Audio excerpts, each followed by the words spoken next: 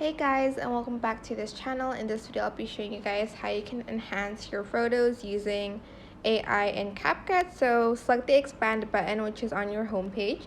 Make sure you've updated your app. Then select AI enhance and select your photo. I'm just going to then select edit, and it's just going to load the picture and it's going to basically try to enhance it. This is the before and this is the after. There's not much because the photo is super blurry, but once you're done, you're just going to select export and that's it. It's going to be saved in your device. I hope this tutorial was helpful for you guys. Don't forget to like, comment, share, and also subscribe to this channel if you haven't done that already. If you have any more questions, just leave it in the comment section down below and I will try my best to answer them all for you guys. And if you found this video helpful, please click the thanks button above the description box down below. Thank you so much for watching. Bye!